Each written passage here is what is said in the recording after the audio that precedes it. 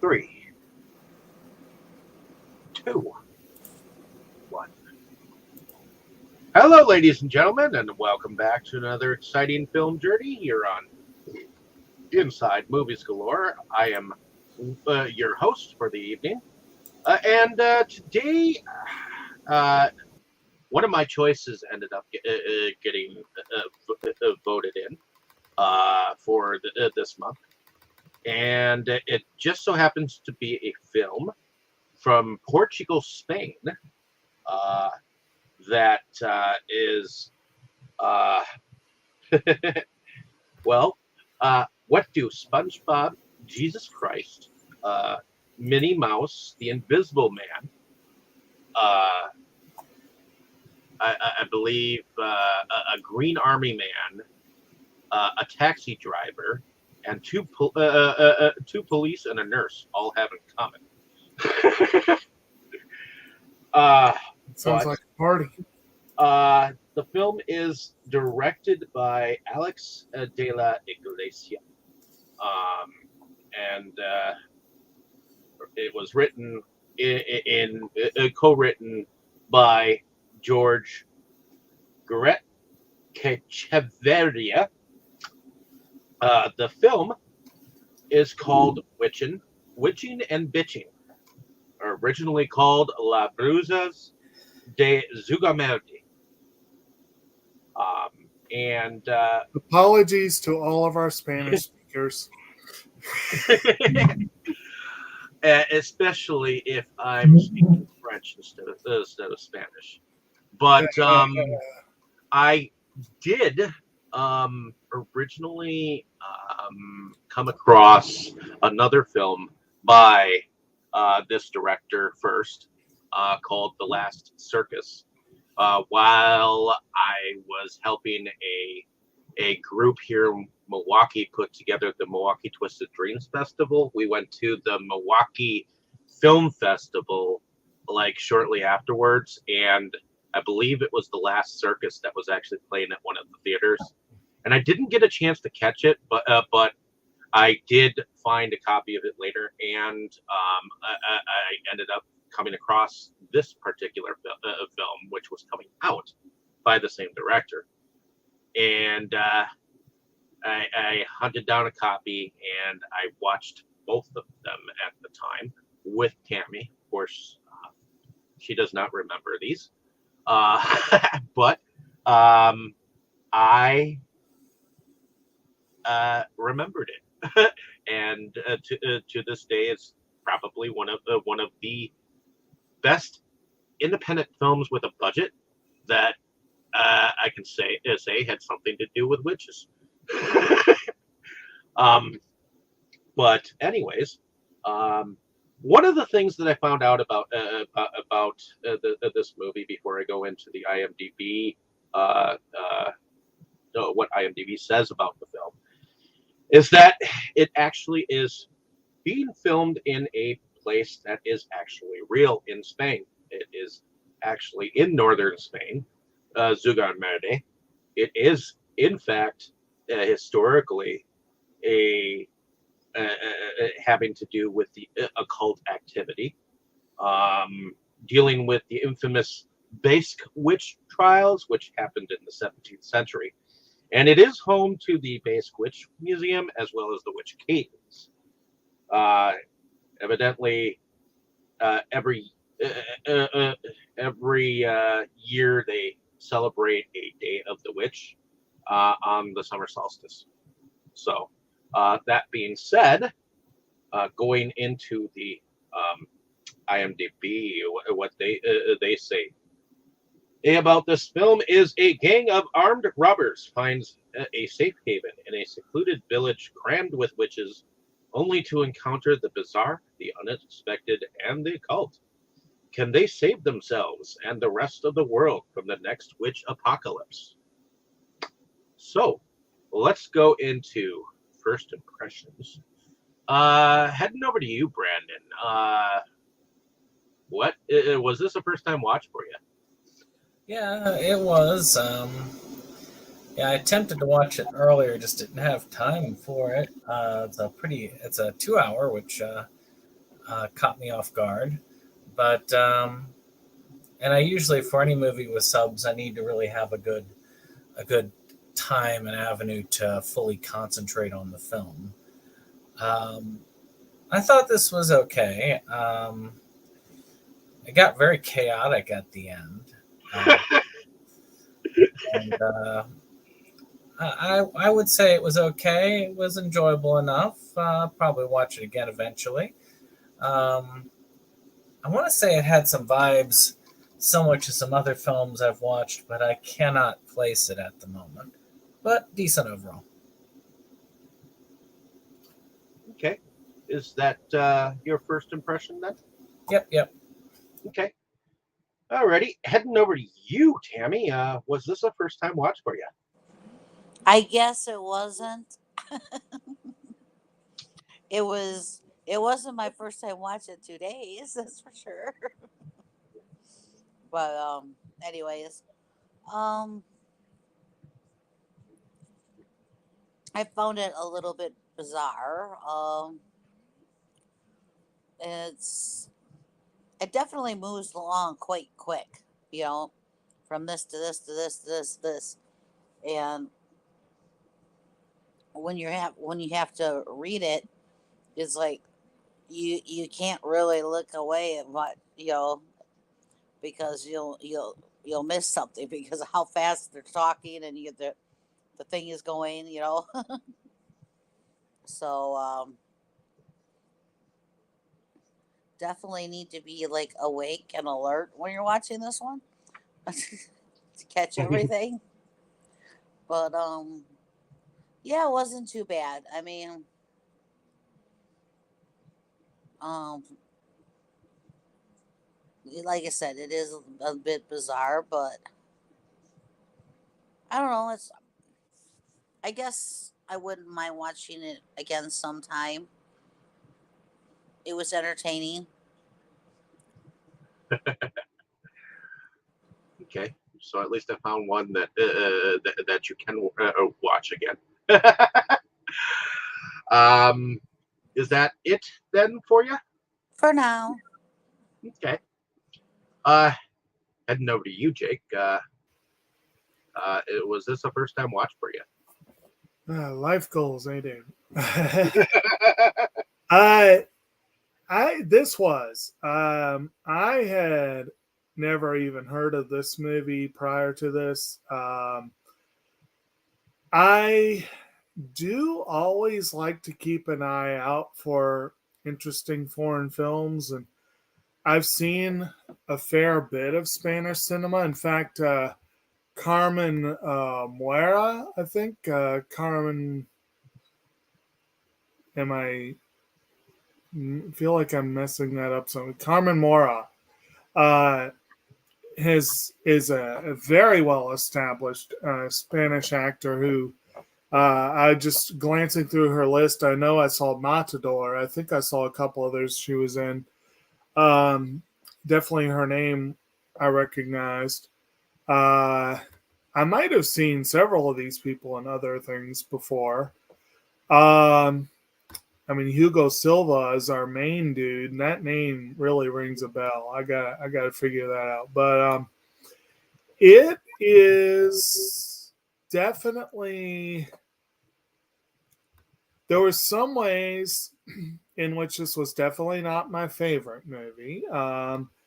They definitely like to dive in head first, I think you might say, into some of the darker, more grungy kind of bits. There is a little bit of body horror here. There is a little bit of gore. Some of the stuff I'm not crazy about, but the way they present it, I didn't really mind too much for the most part.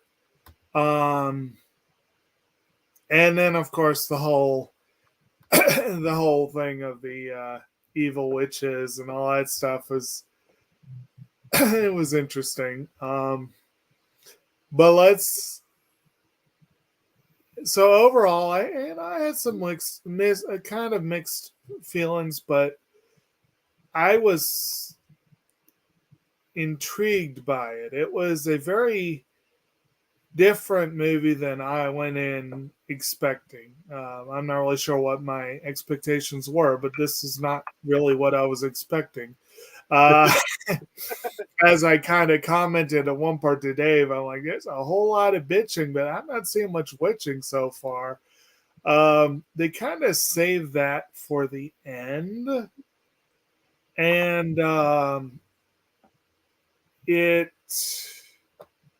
Oh, that's the one I was trying to think of.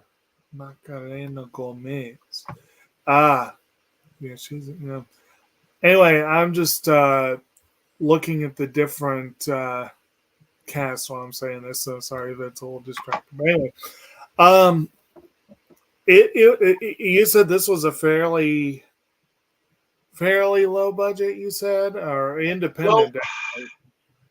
From what I remember at the Milwaukee Film Festival, there was Mhm. quite a buzz about this Spanish director at the Mhm. time, especially within the creme de la creme of the Milwaukee artsy fartsy Yeah. dudes that were in charge of the festival, and I wondered why, and that's why I hunted down his film. So I guess you could say he became somewhat known in the film community, at least as a Spanish director, and that's saying a lot. So I don't know whether, because this was 2015, so there were a lot of cool films that came out in 2015. Night of the Something Strange came out in 2015. That was like a year of crazy films. So, well, this the name does ring a bell. I'm trying to remember in what context I heard anything about him, but yeah.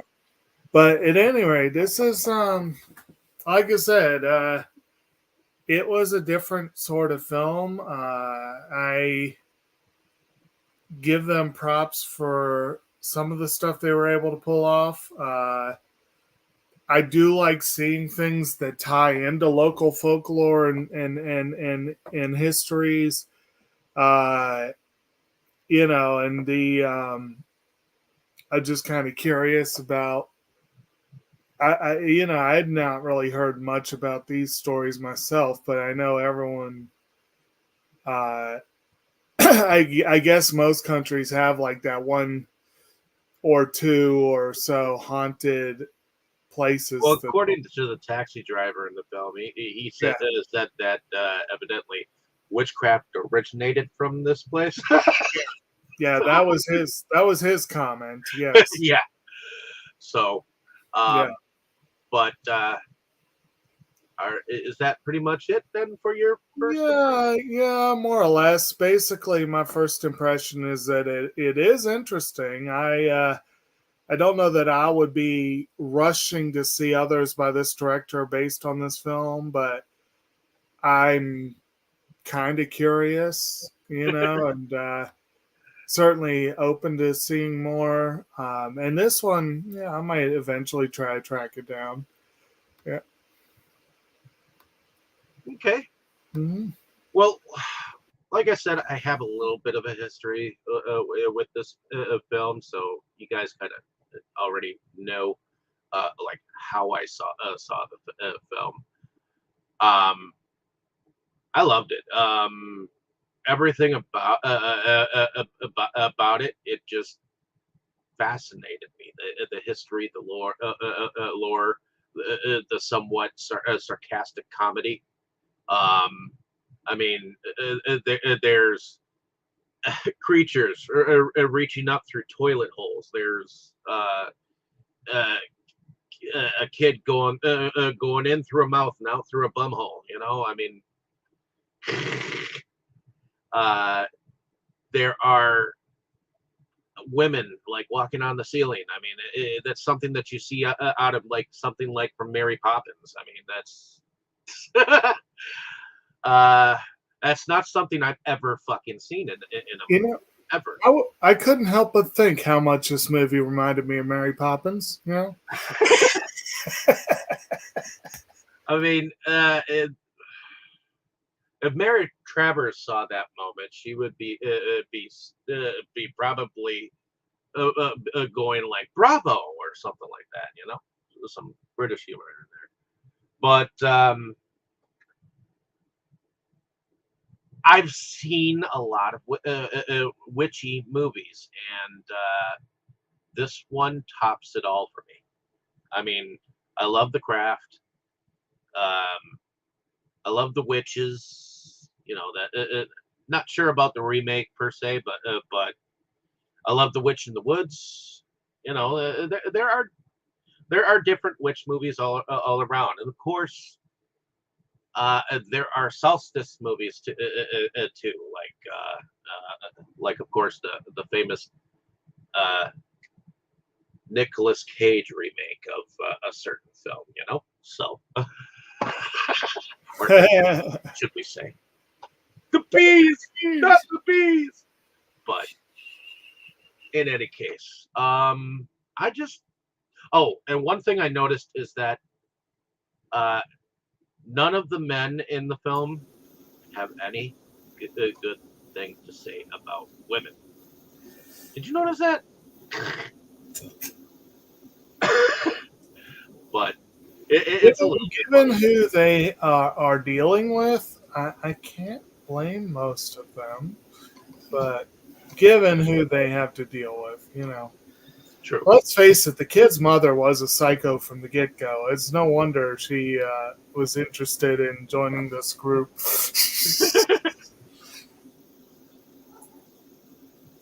But in any case, I think about this time we can start getting into the plot.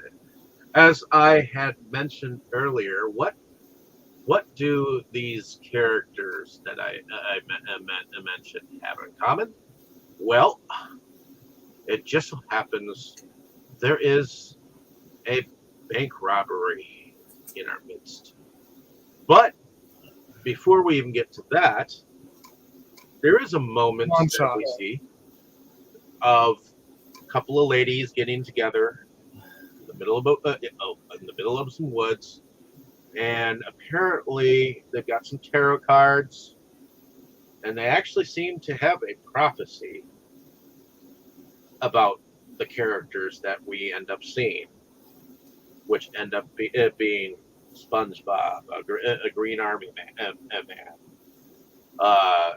Minnie Mouse, the Invisible Man, Jesus Christ carrying a cross, you know. And a couple of characters that get thrown into the mix. So, what do y'all think about this beginning and this bank heist? Yeah. I thought this was a heist movie at first. Yeah. But then again, I've seen at least one other horror movie with this type of plot, where you had a bunch of people doing like a heist or a robbery, and then they go to the very wrong place after. Right. I think you're probably right about that. But, you know, it's really funny. I think it was just yesterday. There's a fairly well-known author. And I'm drawing a blank. Okay, wow, that's embarrassing. I was going to. Well, I'll think of his name in a minute. But anyway, in addition to being an author, he does YouTube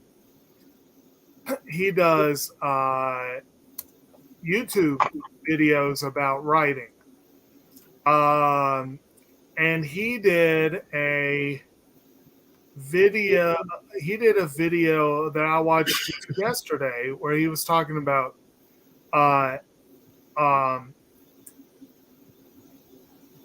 sins as an author, sins you can do as an author that will piss off your audience. And one of them is talking about not tell it and not letting people know up front what they're going to be dealing with. If that makes sense. Like if you're, and this will be a good example of a horror movie / heist hybrid where you, for half the film, you'd be forgiven for thinking, well, no, this is just a heist movie. There's no horror elements here. And I did think, I was reminded, because that video was fresh in my brain, I didn't fully agree with him. I feel like if you do it really successfully, if you do it right, you can play around with genre, and you don't have to drop little clues for the audience. Or if you do, they can be little clues. You don't have to spell it out for. Let's put it that way. You don't have to spell it out for an audience. But I have a feeling he would have cited this movie as an example of a poorly constructed movie. And the reason is, yes, you have that opening scene in the woods, and then you have a straight up heist film for about the next hour. There's almost no horror elements at all in that first roughly hour segment. Except for when the kid reads off the information that he learned from his mother's Cosmopolitan magazine. Actually, I really liked having the little kid with the 2 pistols helping him. Yeah. Off. I thought that was funny. Well, and actually, that's a good example. Like the movie also blends comedy in. Now, it does blend comedy much more successfully throughout, I think. Although, of course, once it turns into full-on horror, the comedy becomes a lot less frequent than it was. But there's still comedy mixed throughout the movie, which I give it props for doing that pretty well. And again, overall, I didn't think it was a bad movie, but I did find that fairly jarring that we went from a scene that's straight horror to a movie that's straight thriller, heist thriller, until the end. I thought that SpongeBob taking a machine gun to a crowd, that was horrifying.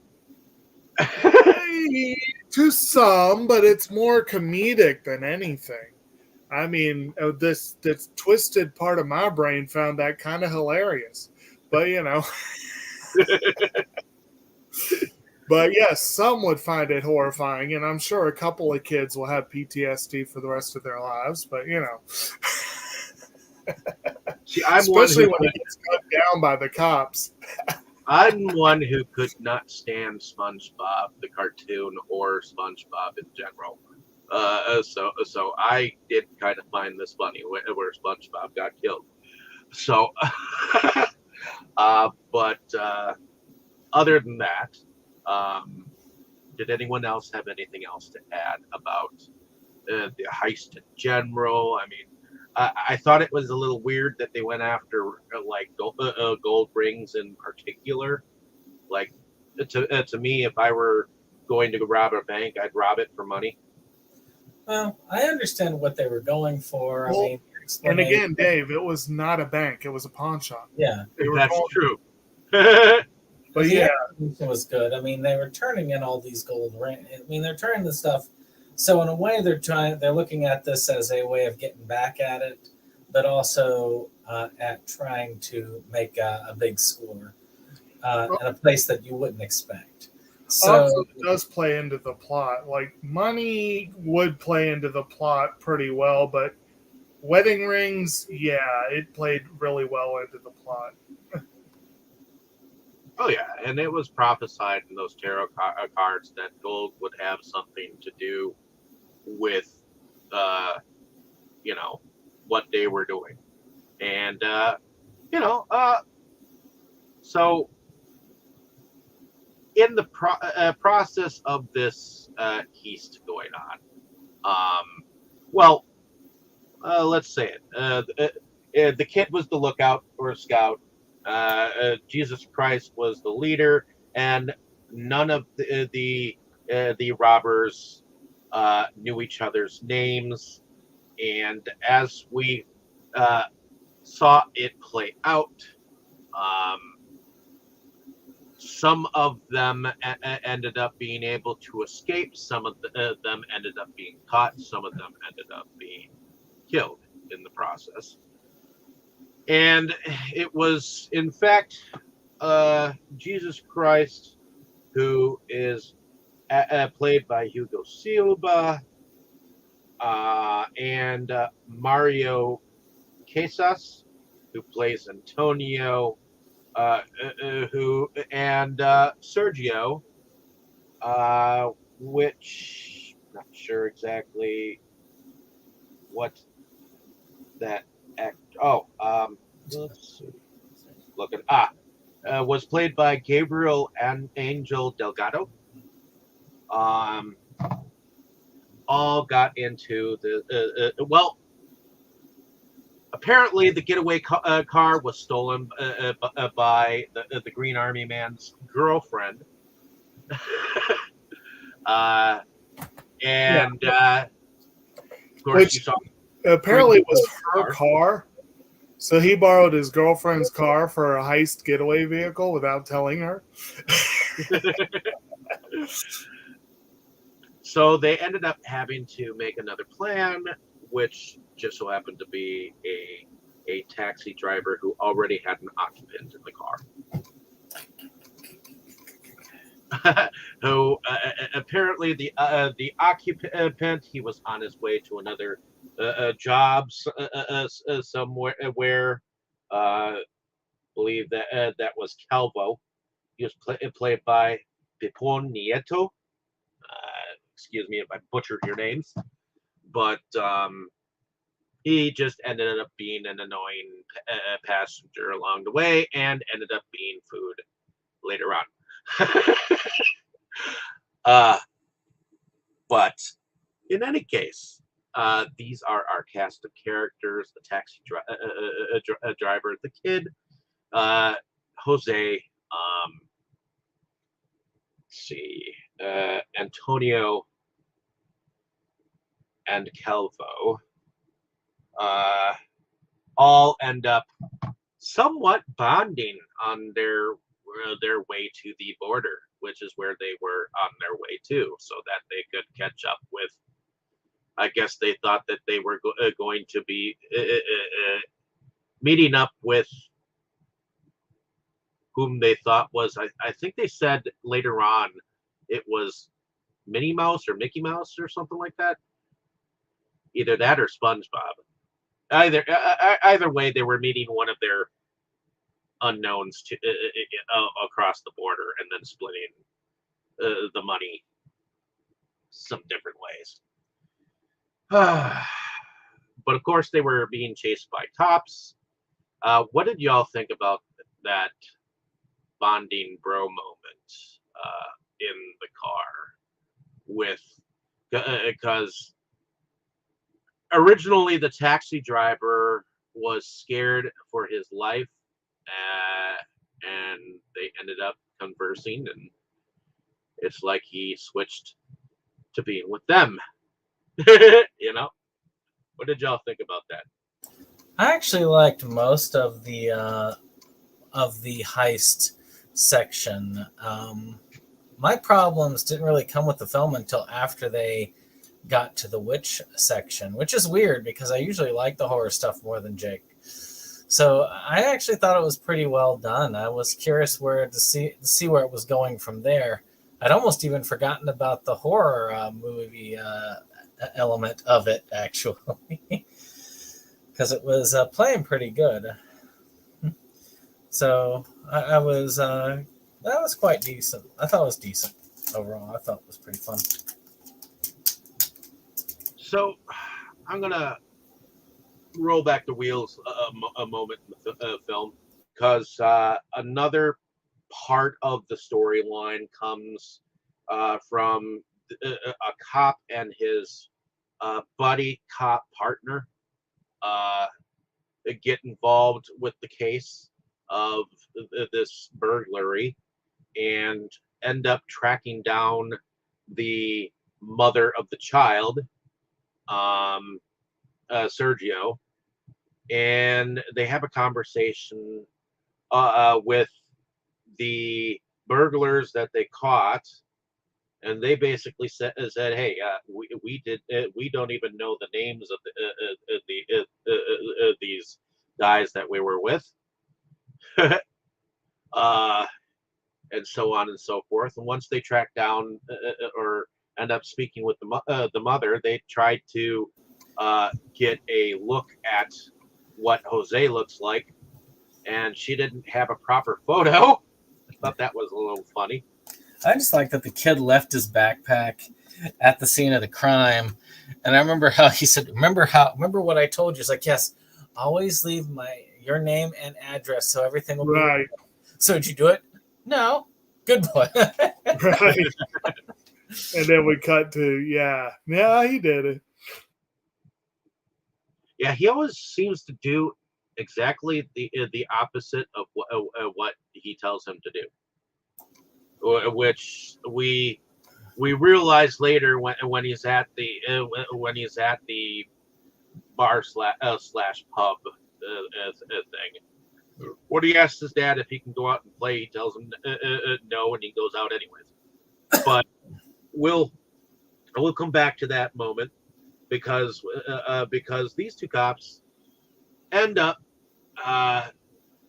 one of them ends up accidentally telling her, the mother, that the child Sergio was in fact involved, and once she realized that her son was in the video surveillance video, she was like, "Oh my God," and she took off.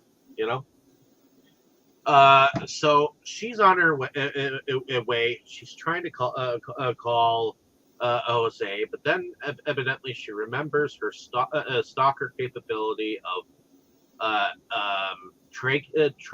tracking his phone of where he is. And she gets as far as the bar slash like pub restaurant. So I guess that is kind of a plus.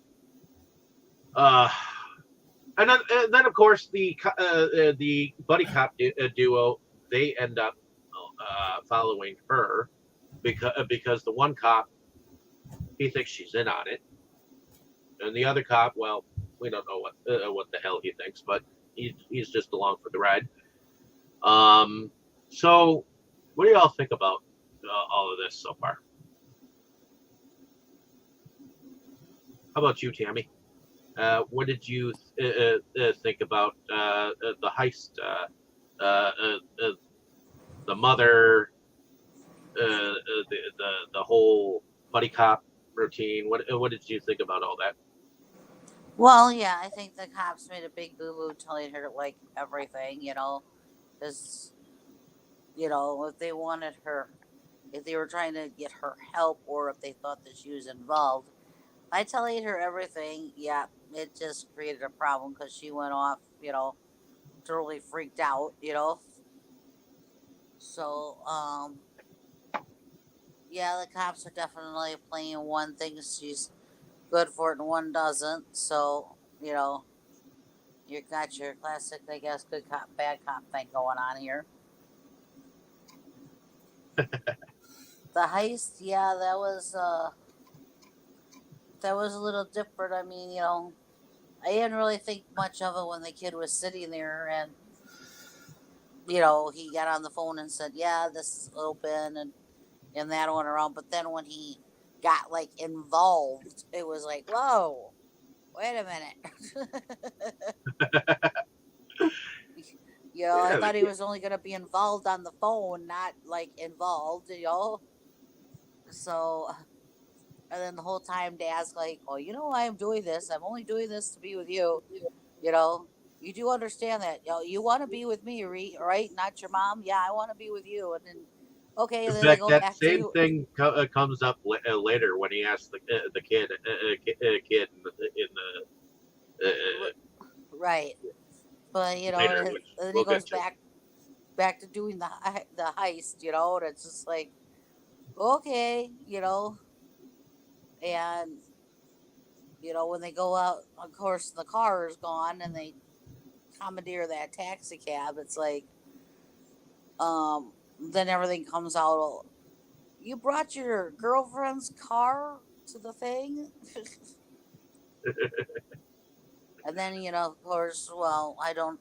We're getting, I guess, to the point with all the bantering about women, and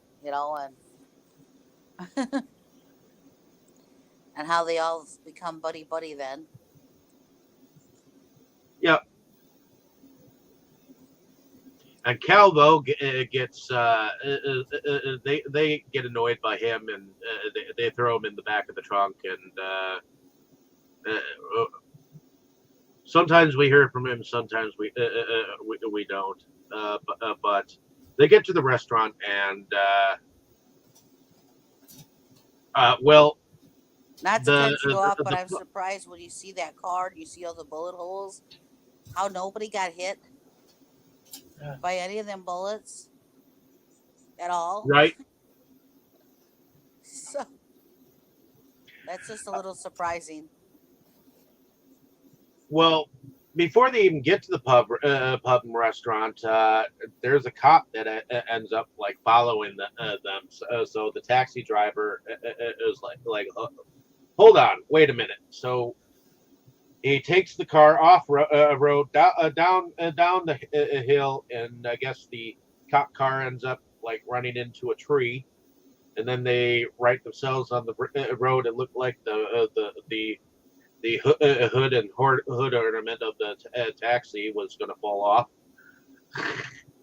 Well, yeah, when they blew through that blockade, that little car blows through that little blockade and has like hardly any damage on the side of it or anything from going through that blockade. It's like, really? That little thing? You didn't really notice any damage on the car until after they went off-roading. Otherwise, all you saw was the bullet holes. You didn't see anything else. Right.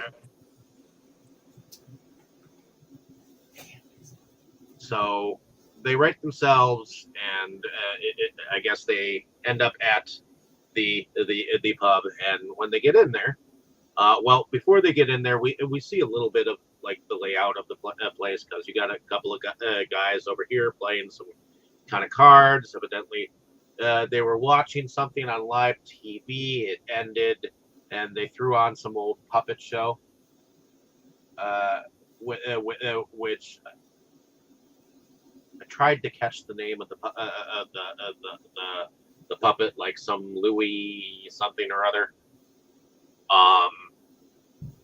And they come in. They ask if she has some soup. She says yes. Okay. The taxi driver asks to go to the bathroom. She says down the hall to the left, or at the end of the hall, or whatnot. So he goes. And that's about when Sergio ends up asking if he can go out. He goes out, and the kid, while he's out, goes around the side. Looks like there's definitely some interesting things hanging from trees. Looks like there's some carved masks that are laying in a wagon, like off to the side. But the interesting thing for him is there's this statue that he comes around to the side. It's really fucking cool because it looks like the eyes roll back. Well, he ends up walking up to this thing, crawling into its mouth. And evidently it's a slide, because he slid down and out its ass. Did anyone have anything to add about that scene? I like the slide. I like it too. I mean, it closes. After it closes, the eyes roll back. It's just cool looking. And then, of course, this old guy who has kind of like a lazy eye or whatnot. I like him. He's kind of an interesting character. This old guy, because he's like that longtime husband that is sick of his situation, and yet he seems to have a a comicalness about him. Right. So is the kid coming out someone's ass here, foreshadowing later? Kind of, sort of. I think so. And Well, yeah, because the old guy says you go in through the mouth and come out through the ass, and you'll never be the same. So it does. Yep, he keeps saying things in riddles. That's one thing I've noticed. Well, it's Like- foreshadowing. Yep, and he foreshadowed also with with the words to the song that they were chanting later. Which, spoiler alert, ladies and gentlemen. So, I guess the kid comes back in, or somewhere in between that. The taxi driver goes into the bathroom. He's about to take a crap, but he hears a noise. It sounds like it's coming from the other room, but he's got his pants halfway down his ass, and he looks in between and sees someone looking up at him, and he freaks. So he scrams out of there, and I guess they're somewhat enjoying their soup. And of course, the taxi driver is talking to the old the old lady who basically, I think, runs the place. She's got some scraggly hair. She's not exactly pretty. She's kind of interesting character. When first you meet her, I guess, and she talks about how there are some really nasty people out there, and taxi driver's like, "Hey, what's in this soup? Ham?" And she's like, "It's soup. Soup is soup." Meanwhile, he's seen the chick in the back throw a leg into the soup. And they skedaddle out of there. Well, they don't exactly run from there because they're not exactly aware entirely of too much yet. But they get back into their vehicle. Evidently, they've taken some take home of something from the pub, and they start their merry way again. Up until they have an "I know what you did last summer" moment. What did y'all think about that moment?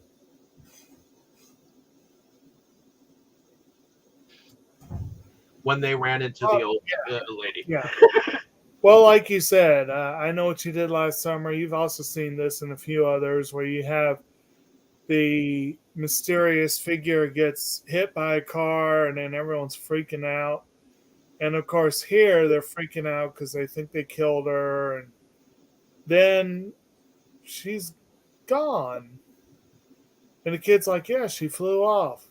And of course, they don't fucking believe that. Right. But they end up turning the old lady over, and one of them ends up picking up this bag that evidently holds some kind of powder, and like the cat that killed Curiosity, one of them wanted to be stupid and opened it. Some of the others did not want that to happen, and a slight powder fight ensued, and all of them got a sniff and whiff of whatever was in that pouch. And then, of course, they get back into the vehicle and go on their merry way again.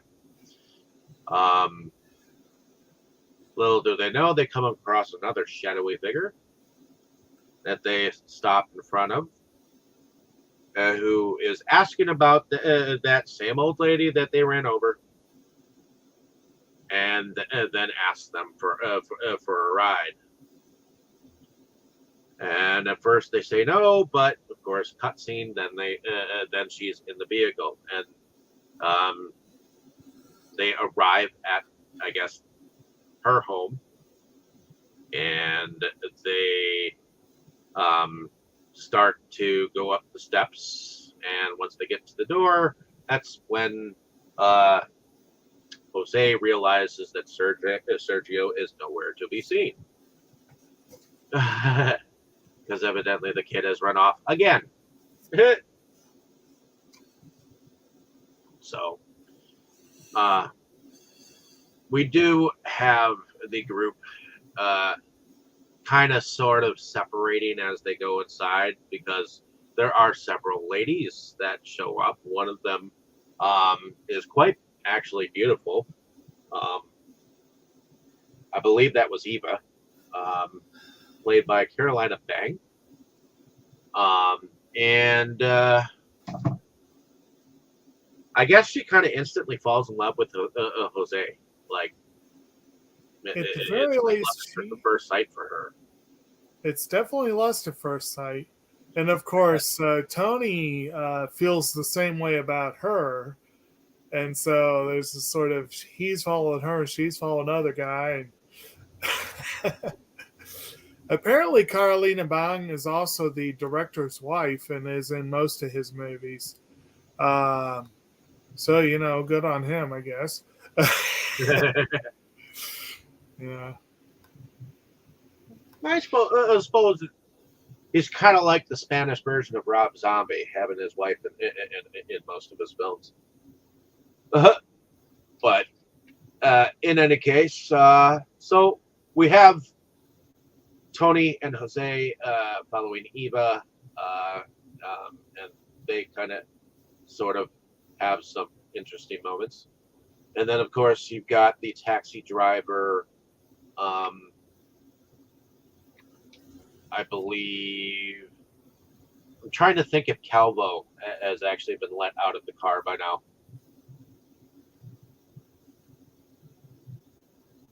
I don't think he's quite let out of the car yet. So the taxi. No, he's still in the trunk until That's right. after. Yeah. Yeah. So Calvo is following around the lady that they brought to the place, and the place on the outside looks pretty cool too.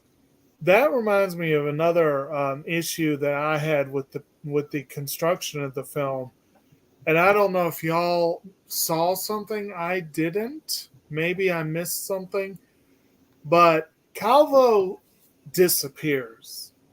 Just disappears at one point. And what led up to it, we were like, well, there's no way they let him go. Well, no, he was still in the trunk.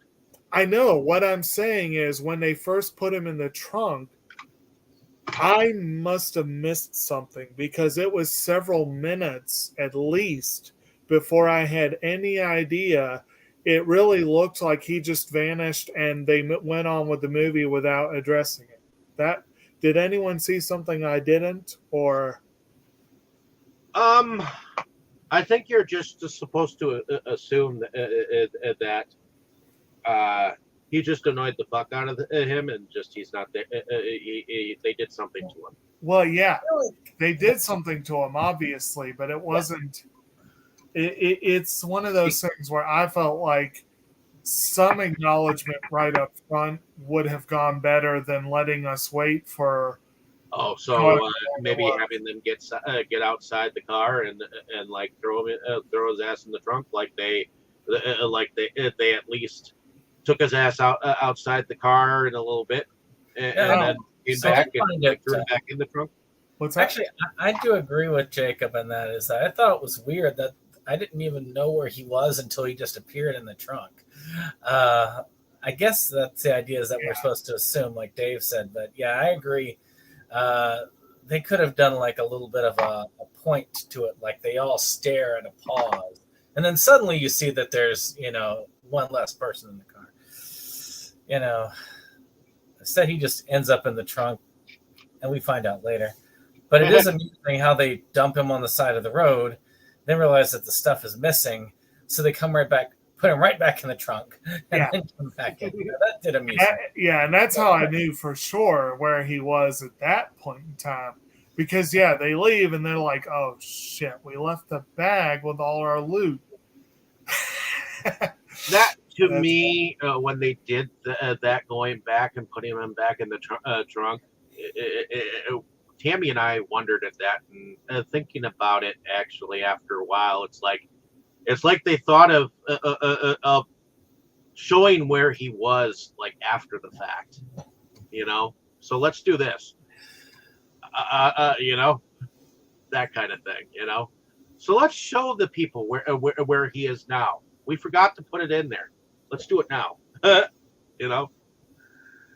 But in any case, we do have a momentary moment where I guess the taxi driver ends up going into the kitchen with the lady that they had brought to the home, and it just so happens that that lady that they thought that they had run over was standing in front of an oven, and apparently the child was behind her, and she was preparing him for some kind of meal.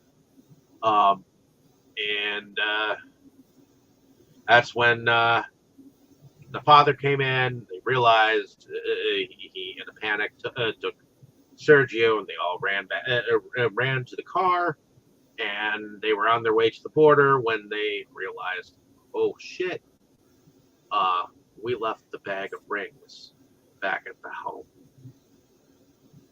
So is there anything anybody wants to say about any of the scenes that we have so far mentioned? I do think that the next scene, when they actually go back, is a little bit more interesting. Well, I mean, they did. I mean, they already.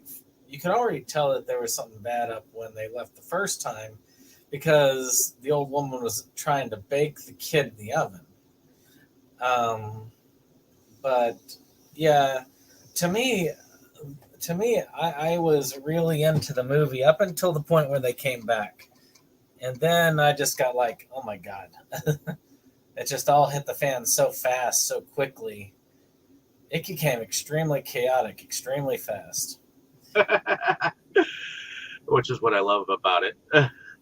But yeah, but I can agree. I feel like up until this point, the movie, I wouldn't call it slow, but it moves at a good pace for establishing and paying off. Again, they skipped a couple of establishing things, but establishing and paying off most of what was going on as it happened. But then when the big reveal happens about who these people are and what they're on about, especially once the guests start arriving, I'm guessing, granted, this is where you're really talking about it getting chaotic. I feel like a lot of things started happening that were suddenly kind of like, okay, does this work? Does this, you know, like I feel like there were a lot of things that had been established that covered a lot of what was going on, but then things started happening that were like, wow, this is unexpected. And then, yeah, the whole thing with Eva is amusing to me. She is very amusing in a lot of ways, and that's one of the reasons why I wanted to show an image of her. But she is over the top. Like, it almost feels like you'd think she'd never seen a guy before. Like, they almost play her way over the top. And then the old woman is the one that's really kind of, I feel like she's almost different. And like the scenes where she's apparently the proprietress to the cavern, she feels like a totally different character from the scenes where she's with her family. And it's kind of weird. But yeah, anyway, yeah, I'll admit, like I said, a lot of this stuff that I find kind of hard to look at, kind of hard to watch, starts showing up in particular toward these latter parts. I was going to say, I can see you having the biggest issue with this part of the movie. Yeah, I mean, there were things I was like, yeah, I'm not so crazy about that, but like I said, they could have been a lot worse. They definitely could have. If it had been a Rob Zombie film, it would have been a lot worse. It moved at a pace that I admit, I kind of zoned out a bit as it went on. So I kind of missed out on a few things here and there. But my guess is, well, I don't know if that was the intent, but definitely was. I normally, I used to be known, because I haven't done this in years now. I used to watch things at 1.5 speed, and I had to check to make sure that I was still watching it on normal speed, just to make sure I was good. Especially once we got towards the very end and we had the big witch ceremony and all that. Yeah, the wording did go rather fast. Almost too fast for my subtitle used to-ness, if you know what I mean.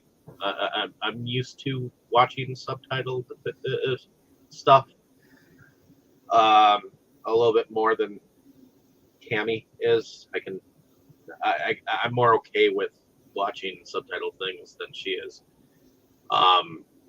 and dealing with it a little bit more. But I guess those of us who can have patience, and a lot of it. But I do think the wording went rather fast for some of the Spanish language that was going on. I don't mind sometimes watching subtitle, but I basically don't like to. No, I want to watch a movie. I don't want to read a movie. You know, if I wanted to read a movie, I go read the book. So, but yes, some of it did go quite fast. That's what I was saying at the beginning. If you weren't actually watching it, you could miss things very easily. But we do have the cast of characters going back, and I guess they have a moment where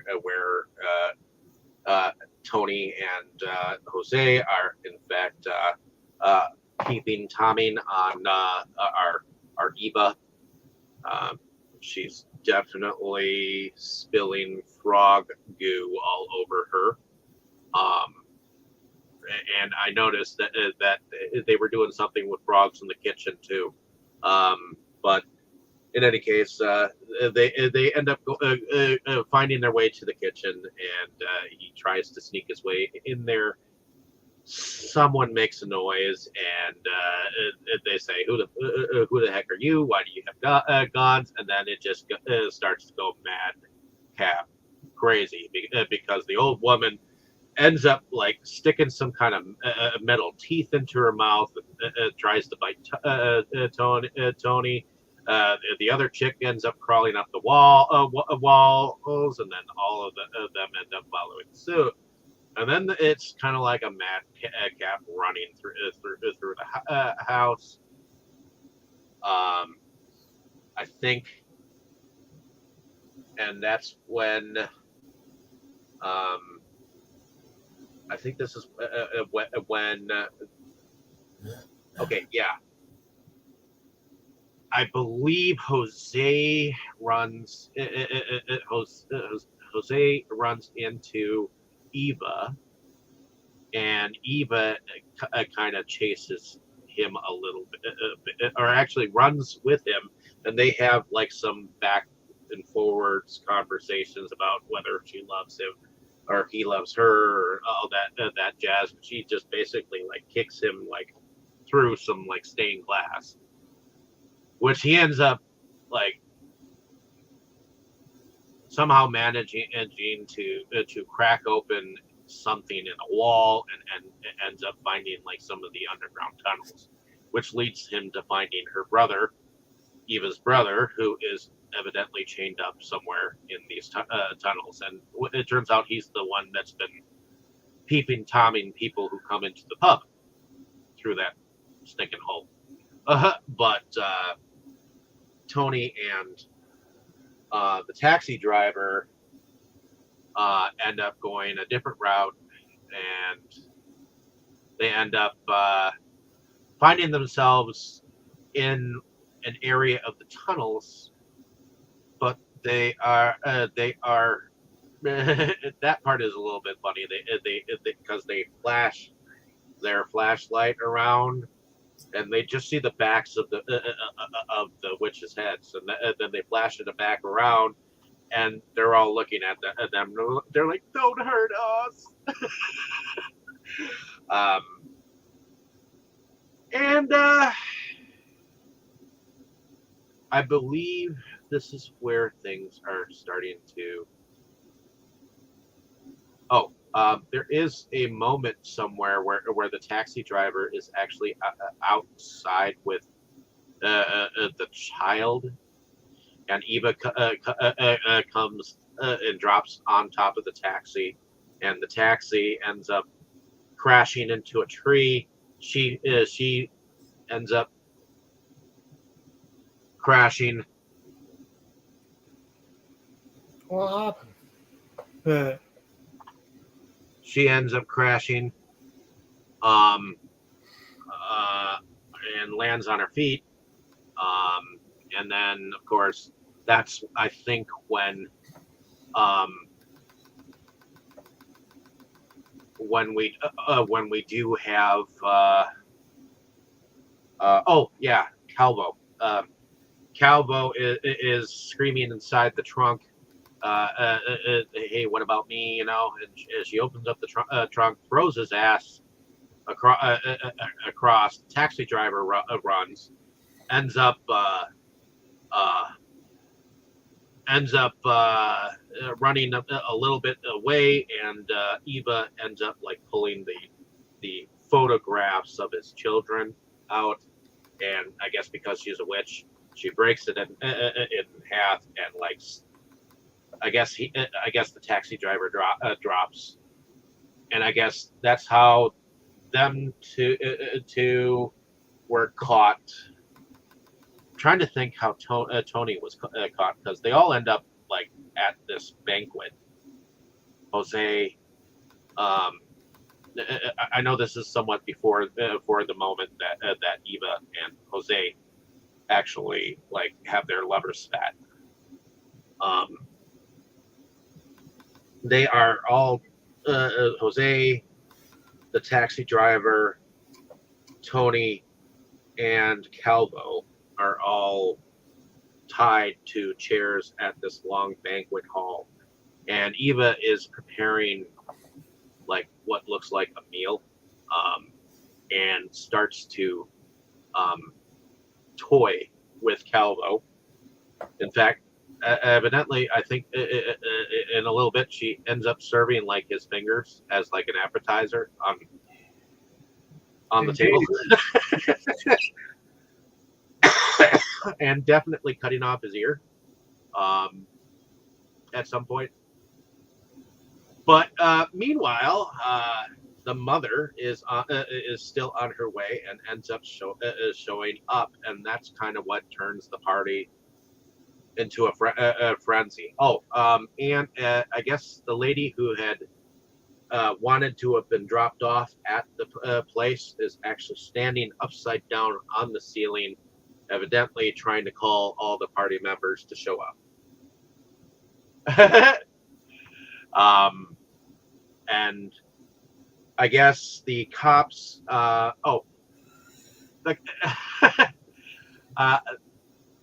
mother and the cops did not realize that Sergio was in fact crying for help on the side of the road. The mother was following the phone, or figuring out something with the phone. Didn't see the kid. The cops thought he was a wild boar with no skin, or a piglet. Just went right on by. I think there was just excuses to not pick him up, because the one officer was pretty much saying, no, we're just going to ignore everything, and we're just following her. We can't let this bothering us. So yeah, just a wild pig or something. I think more the other thing, he had the buddy cop team. The one cop, he was he was saying that he was always ordering him around and wasn't saying anything nice to him, and blah blah blah blah. And I guess earlier they had a conversation how evidently the one cop had been locked out of his house and his clothes had been thrown in the trash, and the other one had a baby on the way. I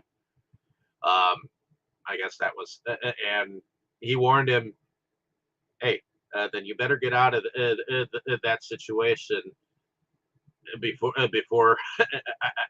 It was a much funnier thing that he said. You better watch out, or she'll think that that she'll have hold of your balls or something like that. It was hilarious. But in any case, they all end up showing up at the home. The mother is like, "What the hell, you fools? Don't you realize that my son is being kidnapped by these people?"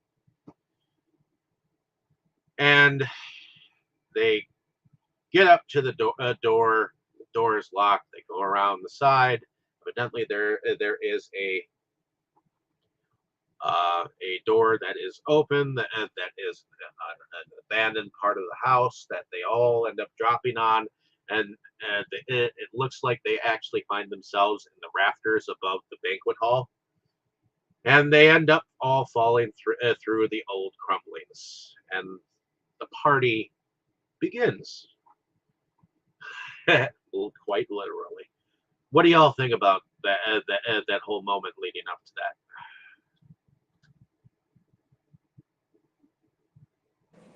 Well, I thought it was really a trip that the mother goes flying past the kid. I mean, she was so close to him she could almost hit him with the car and doesn't realize he's there.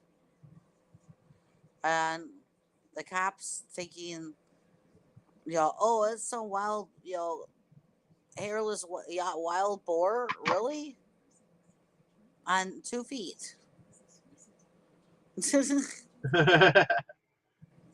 waving on 2 feet, you know. But yeah, like you said, the mother finds that what was it? Those used to be a way to go in. I forgot what those doors were called, but they were to go down into your basement. From the outside, you could get down in your basement, and they go in there. Yeah, when they do fall through that, yeah, Cellar that door, maybe. cellar, yeah. But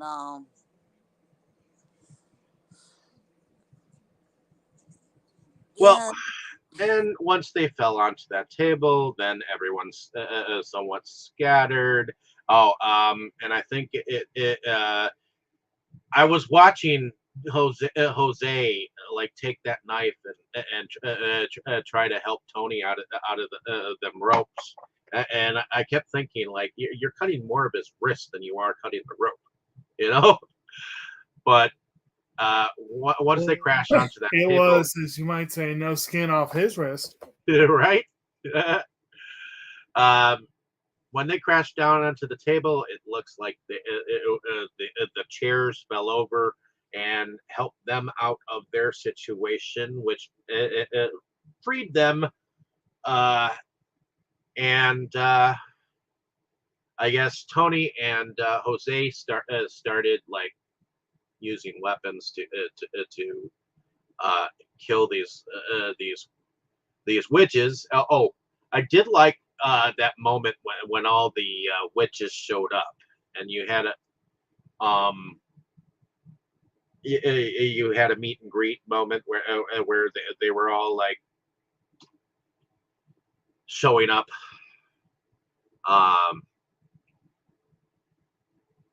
And you had a couple of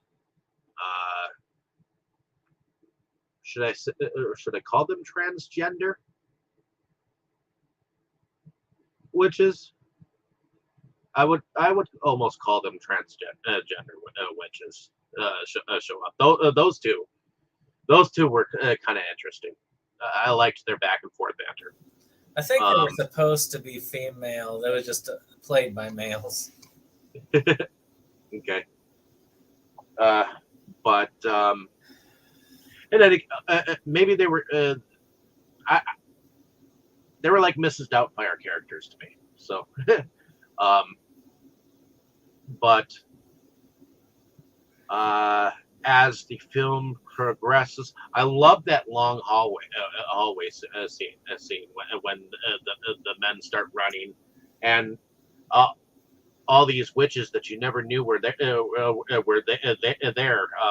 ended up like jumping out from like different corners, coming from the ceilings and following them, and this kind of leads into that scene of the lovers spat that I aforementioned earlier, where found himself with Eva's brother, and evidently they have a conversation or two, and I guess he eventually tells him that there is a way to.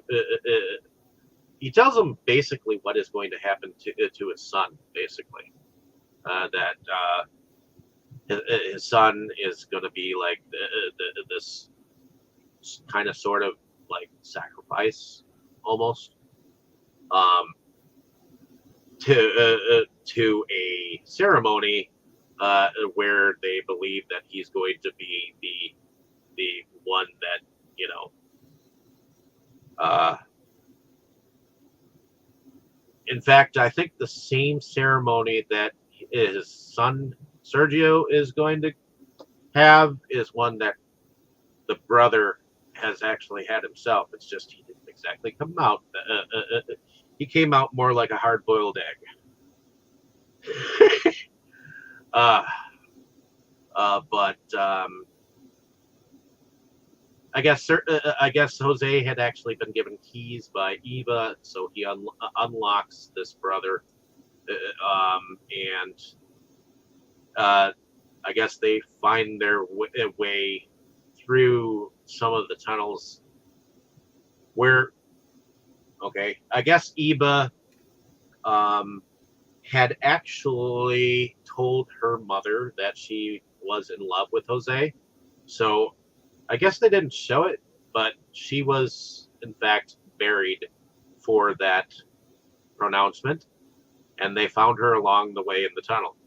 What did y'all think about that moment of pronouncement? I thought what the two what the witches were talking about like while she was professing her love to for Jose, I thought what they were talking about around her was kind of funny.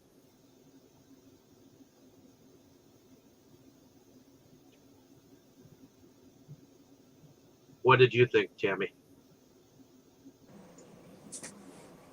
Well, that wasn't what they wanted to hear. Yeah, they were talking about zoophobia, fist fucking, other things like that. It was, Yeah. I don't know. I thought it was kind of funny that they had no problems talking about this kind of stuff in there. But in any case, Jose and the brother ended up helping Eva out of her coffin because evidently they had actually buried her face down. Because evidently there was a story about an ancestor that they had buried someone face down. So that. I'll say this about the guy, the brother, who they find in there locked up. I don't know why, but I kept getting flashes back to History of the World Part 1, where they're at the French Revolution and he finds the old man locked up in the tower. I just imagine him taking all of these birds that died long since. Like, you're free! Free! Yes. I can see a word on the whole idea of burying them face down. I actually really like that. I can't remember if I've heard that folklore before or not. I feel like maybe I did somewhere along the line. But the idea was that when they try to claw their way out, they've got nowhere to go but down. And they just bury themselves deeper. I just thought that was kind of an interesting and incredibly sadistic idea. It's like going back to that concept of like a cross upside down, or having a birth inwards, not outwards. There is a movie from the 70s that kind of does that, which is kind of weird, but it was Hammer horror,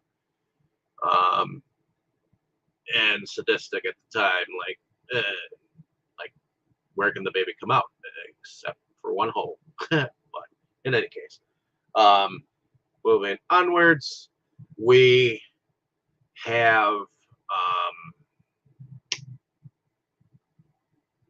the moment of Eva and the brother and Jose is having a few words here, where evidently the brother just comes all out with it that she had professed her love to him, and this is what happened, and she was embarrassed about it, yada yada yada, and they just kind of just leave her there and go on their merry way to evidently what has now to the witch caves, where all the witches have gathered. The four men, the two cops, I believe Calvo is there, and Tony and the taxi driver, which I believe the taxi driver's name is Manuel,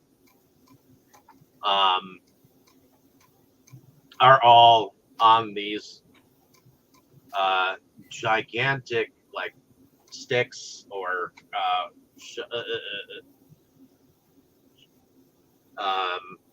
couple of them are wearing dunce caps with like written stuff on them. I don't know why. Maybe it just looks weird.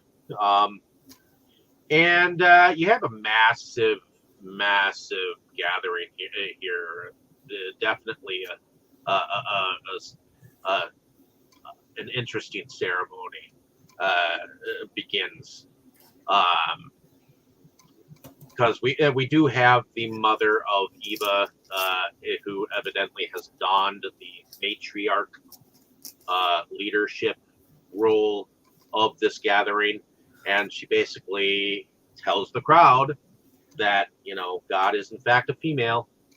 It's more like a goddess, and we have found our and basically that this is a ceremony to figure out what's going to happen and all that jazz, which apparently what is supposed to happen is that the child is going to go through this monster and going to come out reborn as the one who is going to betray mankind, which I'm assuming it's alluding to the Antichrist. And there is actually a little bit of a backstory of the real place, the real. I do want to say that the legend of Zugamardi, actually, it is said that the word Akalar comes from the field next to one of the small Zugamardi caves, where the witch meetings used to take place. The Basque word Akalar means the field of the he-goat, as well as witches' Sabbath. Those present in the meetings used to call the caves from this field because in it a big black he-goat used to graze, called Ackerbelts in Basque. It is said that the he-goat turned into a human when the witches gathered, so that it is thought the goat was the devil itself. This is why Zugamardi is often called the Cathedral of the Devil. So that is actually reality. That is the legend behind the real place. So, yeah, just thought that was kind of interesting, which is why I chose the title "The He Goat" as my character I showed up as. This big giant gathering, and I do like that they actually sing the chant in this scene. What do y'all think about this whole Black Sabbath scene?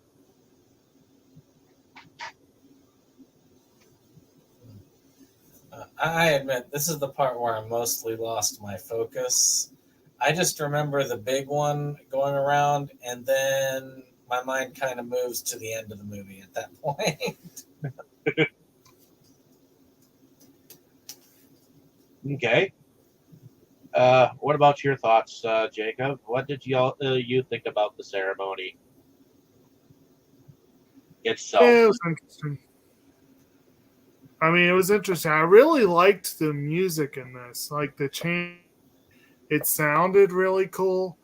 But yeah, I'll admit this was a part where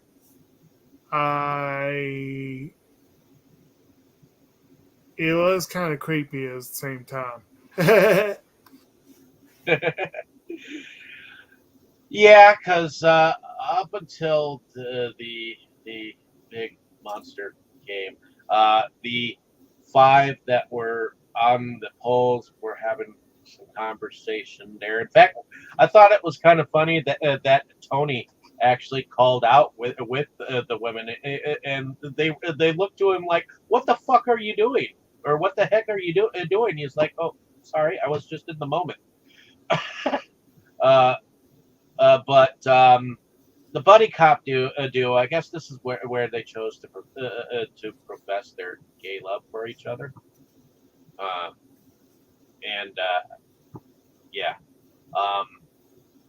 And I guess at this point is when they brought out Sergio, who was carried by his in fact mother. Which during that whole party scene, she was in fact delegated into being part of the witches, so she in fact became a real witch. Which it's kind of funny because Jose had actually referred to her as a witch earlier when he was robbing the pawn shop. But she actually brings him up the ladder to I'm not even sure what the heck they put him in, but the chanting happened, and all of a sudden you saw the ceiling somewhat shake, and then this big, gigantic, fat, ugly-looking monster with mammoth tits comes through into the cave, dangling and walking as if the earth shook, and laid her big fat titties up onto the platform where the child in fact sat, picked him up like the Gnome King did in Return to Oz, and of course no egg fell, but proceeded to swallow the child. And I guess at this point is where it gets a little bit weirder because that old googly-eyed man shows up with a light, and I guess you can see inside the stomach of the child, like floating through the gastrointestinal area, and then of course out the anal end he goes, and I guess he survived, which I guess not many people have, and was presented to the crowd of witches as the one that was in fact going to betray them. And I think at this point is when Jose ended up shouting out no, or something to that effect. And I think Eva got involved, even though, the ceiling had fallen on her. You thought that maybe we weren't going to see anything more from her. I do remember seeing the mother rise up into the air. I thought that was strange and cool. And that comes into play here with Eva, because Eva tries to get Jose to tip the monster's head forward for some reason. Evidently, that's supposed to like keep it awkward or off balance. And there's a fight in the air. There's a little bit of a moment where Jose has a confrontation with the mother, and the mother ends up trying to like bang his head into the sand or rock or whatever the heck it was, and the brother ended up knocking her ass out. And Eva had a fight in the air with her mother. Did anyone like that part, that fight in the air? I thought it was kind of cool.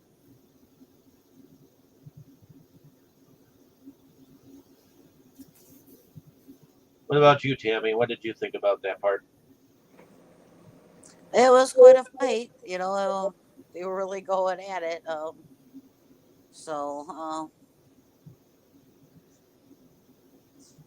don't know what else more to say except for they were really flying around and banging each other up. Okay. Um, Brandon, did you at all like that fight in the air? It was all confusing to me, so I just considered a part of the muddle of bodies and people running around with each other. So I guess there was something significant in the mother's staff. Because evidently it was something of power, which seemed to have hold over all of the witches. So once she snapped that staff from her mother, is when like that it seemed like all of the witches that were there, and including a witch that was in the crowd where the heist was, in fact, felt this power breaking. And so after that wand broke, then it was kind of like a massive running from the cave and running to get out. And then, of course, we have them running through from the cave. I thought the area and surrounding was kind of cool. They came out of the mist, and then it cuts to the final scene where the child Sergio is actually on stage, performing a magic trick. What did y'all think about this final scene? I liked the kind of depravity of that magic trick. Kind of shows that the whatever thing that they did to him kind of stuck around, in my opinion. Just how it almost reminded me of the Addams Family, where they did the fencing scene, where they had the bleeding arms and pieces. It kind of reminded me of the Wizard of Gore. From Herschel Gordon Lewis. I would almost say though Brandon has a good point. It almost seems like this could be a prequel to the Addams Family, because it's there's definitely some magic in there in them now, but it's not what most people would consider normal or appropriate. Well, you never know. Pugsley could have been watching in the audience. But yeah, a magic trick where the whole sawed in half suitcase level thing where you stick blades in some blocks and make it look like you're sticking it through someone. You open it up, they look fine, you know. But in this case, it was a little different, where blood was actually splattering everywhere. And of course, you you have you have the group kind of talking about going and seeing the Lion King the musical and Disneyland, going to Disneyland or shit like that. And I guess you got the um, two dressing witches sitting there. One of them hates what they're talking about. The other one is in tears because of it. And of course, then you got the three witches in the back saying, "Hey, eventually they'll get so happy they'll come back to us," as if they had cursed them to happiness or something like that. So, Tammy, what did you think about that final scene? Well, it was kind of amusing with everybody running and screaming, and when they kept running and screaming, then the next thing you know, they're in that auditorium, and then the kids putting on that show that was I guess a little bit gruesome of the cutting the little girl in half, but yeah, it was kind of funny that they were all there, and everybody's all nice and cleaned up, and they're all sitting there watching this, and you know,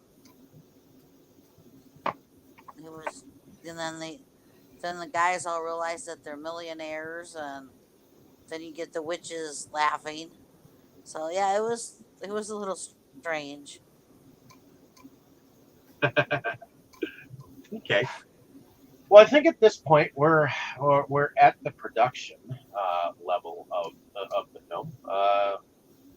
So, Brandon, if you could say anything about the production, what would you say? Pretty decent practical effects overall.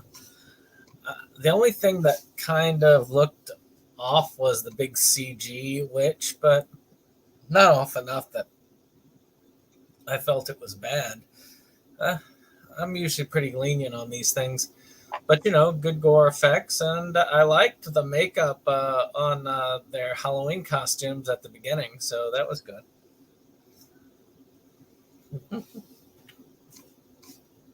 Okay. What about you, Tammy? What did you think about the production of this film? I thought it was pretty good. I mean, there really wasn't much of effect except for the big yucky witch.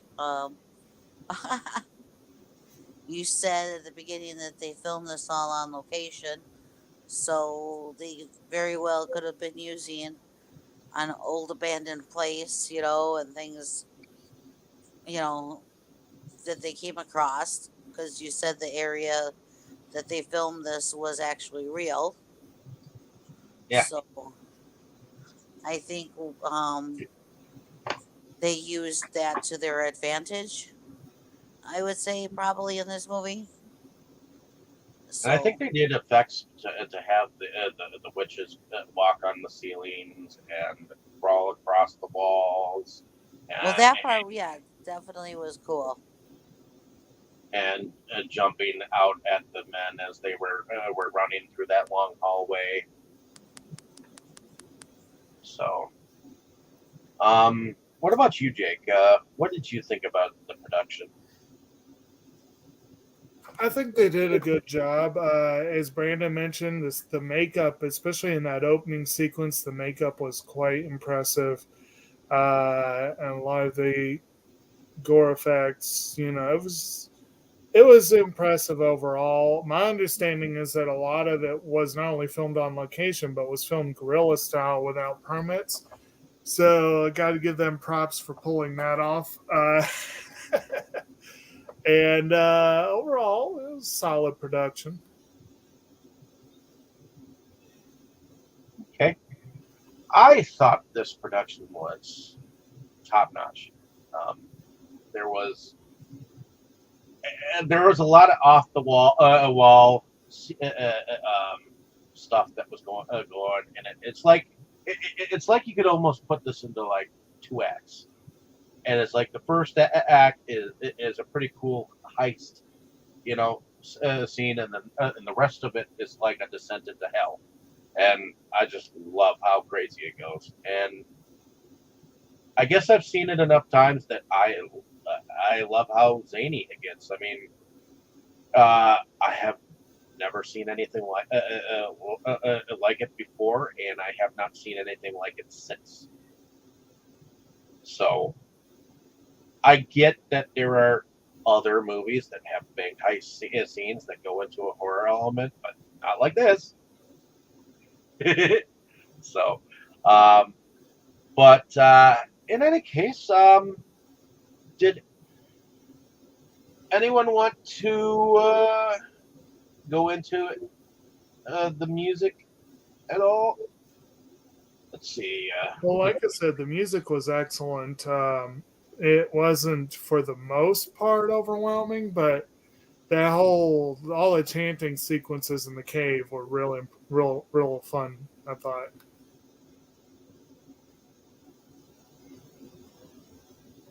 So I guess the music itself was done by composer Joan Valent. Trying to see if there's anything. I guess one of the last things that I guess she did some music behind Lemon and Poppy Seed Cake, a film called The Bar. Let's see, the King of Havana, My Big Night, Shrew's Nest. Not really sure about any of these. It looks like after this, okay, they did a movie called Darker Than Night, which looks like it might be interesting. But actually, they look like they've been around since the 80s. So,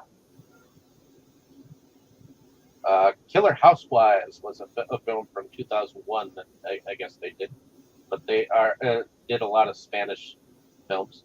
So, Consul of Sodom. Some of these sound interesting. So, but in any case,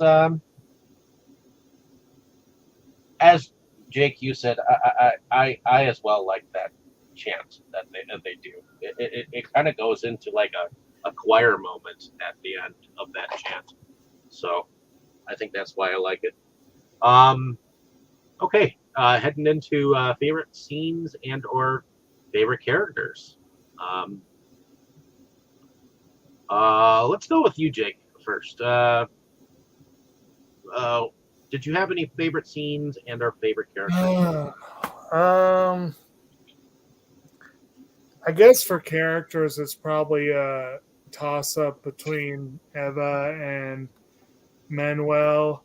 Manuel being the one who knows what's going down and is actually interested in self-preservation. And Eva may have been batshit crazy, but she was hot. So, as far as scenes, I like the whole heist sequence. I thought that was pretty well staged and pretty interesting. And a lot of the banter, the back and forth between the characters as you go along, like I said, the comedy elements were well used. And that final scene, I did enjoy. We should mention that the cops are there too. Apparently, they must have gotten a cut of the loot and decided to just go with a new life. But yeah, I like that final scene. Okay. What about you, Tammy? Favorite character or characters and our favorite scenes. Let's see. I know it sounds gross, but when the kid got eaten and you could see him going all the way through, that was kind of that was something that you don't like see every day, you know. So, and favorite character.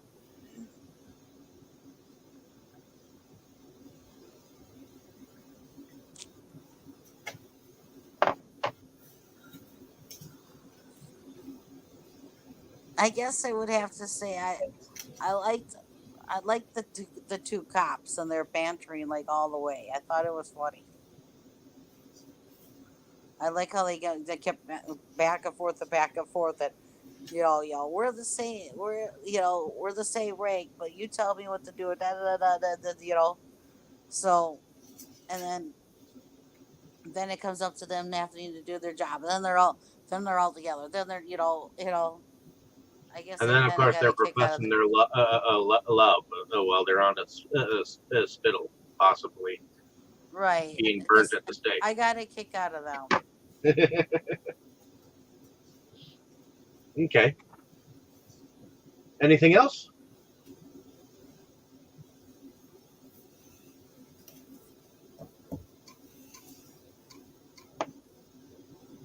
Anything else, Tammy? No, Okay. Heading over to you, Brandon. Favorite characters or favorite scenes? I liked the bank robbery at the beginning. The whole scene with them dressed up as the different characters. Not bank robbery, the pawn shop robbery. And I guess if there's a character, the little boy, which normally is not my favorite character in a horror film, but he knew how to handle himself for the most part. I mean, shoot, he was shooting back at the cops like a pro, so I can't really fault him like I do most horror movie kids. Okay. I do like the pawn shop robbery. I love the different characters that were involved with it. And when you describe it to other people, trust me, when you describe it to other people will think you're nuts. And I do like the moment when the mother shows up and has to use the restroom, and there's a hand that tries to grab at her naked butt. I do like the moment where the kid like drops down the statue and comes out the ass, and I do like that gigantic CGI monster for some reason, even though she's ugly as shit. She's quite gruesome, and I don't think I would want to be eaten by her not so brushed teeth. And I do enjoy that seeing the kid go down into the stomach. That part, and I even think the part where they're peeping Tommy Eva is kind of cool. For some reason, she's sexy as hell, and she's got the erotic thing going on there with how you can make frogs with black liquid going over your body look sexy. It does. But and I guess I like how Mad Hatter it goes in the end. I love it. It goes as crazy as I want a film to go. I mean, and maybe y'all don't understand it or get it, but I do. So, it has definitely my level of gore, definitely my level of interest, and yeah. there's a lot of back and forth between all the characters that gives it an entertaining romp every time I see it. So, other than that, did anyone else have anything else to add?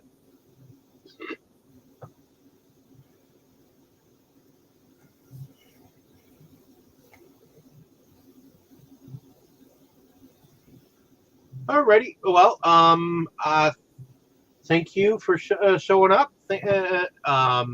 Hopefully, everyone out there, if you haven't seen the film, definitely see it. It has a crazy element to it, but let us know down in the comments what you thought of our discussion. Hopefully, it was enjoyable, and we'll definitely be coming back with something next week that is pretty awesome.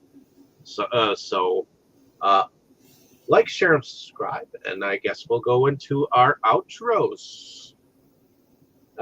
So let's begin with you, Tammy. Why don't you tell us a little bit about yourself and what you do?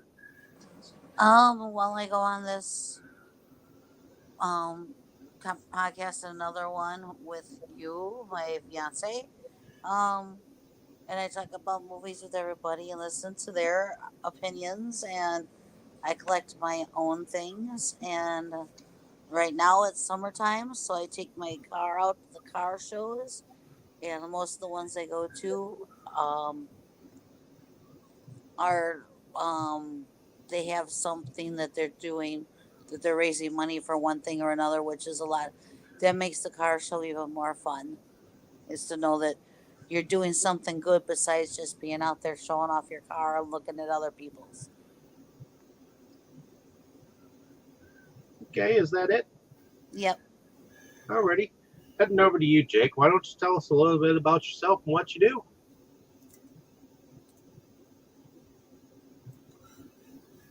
I'm Kotobukijake. I am the sometime co-host of the YouTube channel SeptumSin vs. the World, where we do all kind of weird stuff here and there. We've got a recent discussion of Cromartie High School. It's a lot of fun. I also keep quite busy with my day job, pay the bills, but I have a native plant nursery that I co-founded. We are gearing up for a huge sale this coming weekend. I say huge because it's going to be a big event. We got a crap load of seed raise stuff that will be making its debut, but it is the middle of summer, so it may or not be a huge sale, but we're hoping. But I'm also coming off a very busy weekend where I actually took a road trip and got to see Flo Donovan and Nickel Creek in concert up in Vienna. Got to visit Wolf Trap for the first time. Great Falls is good visit, a lot of fun. But I do try to make time for some movies. For one, will be I believe next week will be the deadline for the Versus Awards nominations. So I've still got a few more I need to get done at the last minute, and I'm hoping that everyone else is using the time productively as well. And but I always try to watch a few movies to join these fine folks as well, and talk about movies like this one I ain't never heard of before. Alrighty. Is that pretty much it then?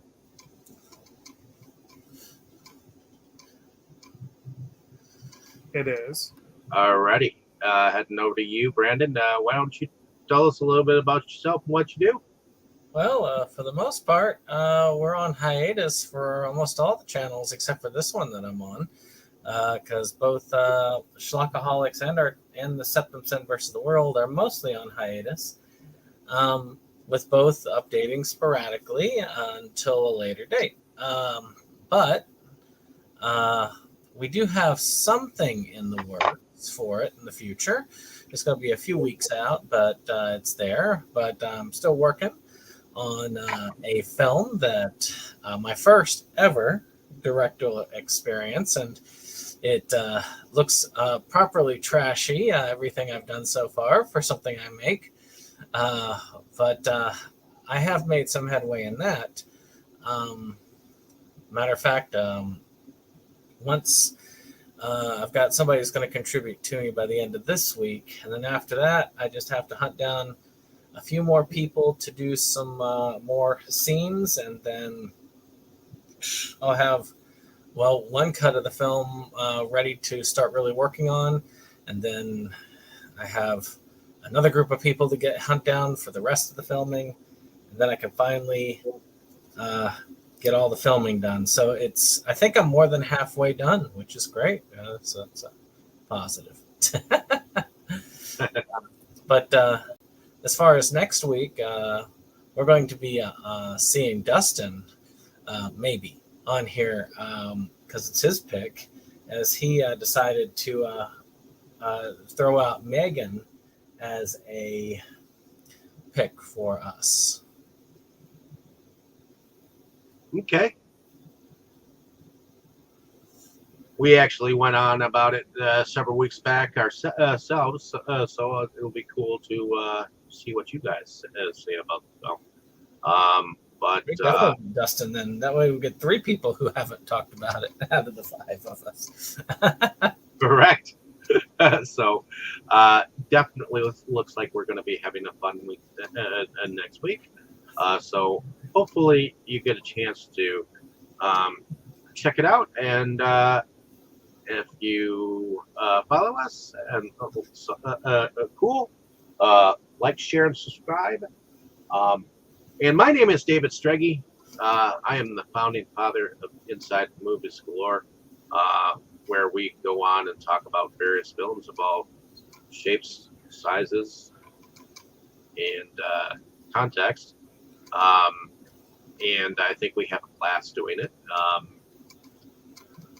But I also moonlight under a different channel called Delusions of Grandeur, where we also do a similar thing on Sundays, doing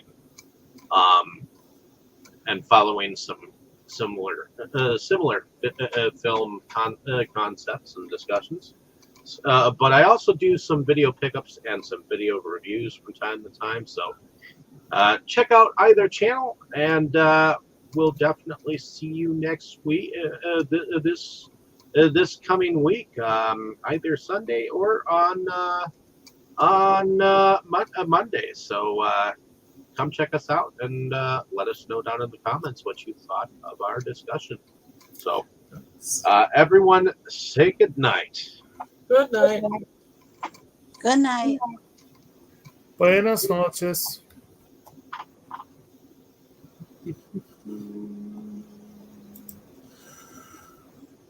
Mm-hmm.